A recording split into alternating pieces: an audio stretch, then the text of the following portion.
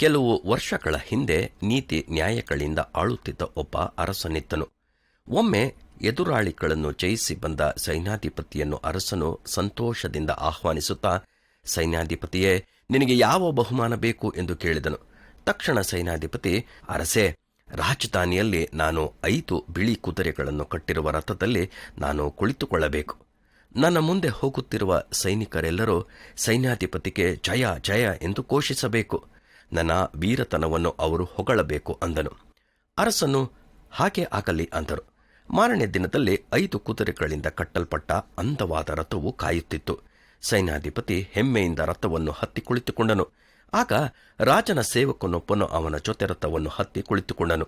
ಇದನ್ನು ನೋಡಿದ ಸೈನ್ಯಾಧಿಪತಿಗೆ ಕೋಪ ಬಂತು. ಸೈನಿಕರೆಲ್ಲರೂ ಸೈನ್ಯಾಧಿಪತಿ ಚಿರಂಜೀವಿಯಾಗಿರು, ಚಿರಂಜೀವಿಯಾಗಿರು ಎಂದು ಆರ್ಭಟಿಸುತ್ತಿದ್ದರು. ಪಕ್ಕದಲ್ಲಿದ್ದ ಸೇವಕನು ಸೈನ್ಯಾಧಿಪತಿಯ ಬೆನ್ನನ್ನು ತಟ್ಟಿ ಅವಮಾನಪಡಿಸುತ್ತಿದ್ದನು. ಒಬ್ಬ ಸೈನಿಕನು ಸೈನ್ಯಾಧಿಪತಿಯನ್ನು ಹೊಗಳುತ್ತಾ, ಇವರು ಜಯವನ್ನು ಬಿಟ್ಟು ಬೇರೆ ಯಾವುದನ್ನೂ ಅರಿಯದವರು, ತಮ್ಮ ಜವಾಬ್ದಾರಿಕೆಯನ್ನು ನೆರವೇರಿಸಲು ಪ್ರಾಣವನ್ನೇ ಕೊಡಲು ಸಿದ್ಧರಾಗಿದ್ದಾರೆಂದು ಹೇಳಲು, ರಥದಲ್ಲಿದ್ದ ಸೇವಕನು, ಜನರೇ, ಇವನು ಹೇಳುವುದನ್ನು ನಂಬಬೇಡಿರಿ.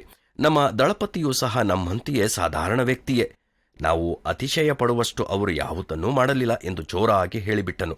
ದಳಪತಿ ಕೋಪದಿಂದ ಅರಸನ ಬಳಿಗೆ ಬಂದು, ಅರಸೇ, ಯಾರಿಗೂ ಕೊಡದ 3 ವಿಶೇಷತೆಗಳನ್ನು ನನಗೆ ಕೊಟ್ಟಿರುವಿರಿ.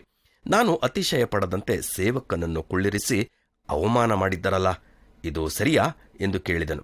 ಅದಕ್ಕೆ ಅರಸನು, ಯಾರಾದರೂ ಉನ್ನತಕ್ಕೆ ಬರಬಹುದು ಎಂಬುದನ್ನು ನಿನಗೆ ಗೊತ್ತಾಗಲಿ ಎಂದು ಸೇವಕನನ್ನು ನಿನ್ನ ಪಕ್ಕದಲ್ಲಿ ಇರಿಸಿದೆನು. ಜಯಘೋಷವನ್ನು ಕೇಳಿ ನೀನು ಹೆಮ್ಮೆಯಿಂದ ಹಾರಾಡಬಾರದೆಂದು ನಿನ್ನ ಬೆನ್ನಿಗೆ ತಟ್ಟುವಂತೆ ಹೇಳಿದನು.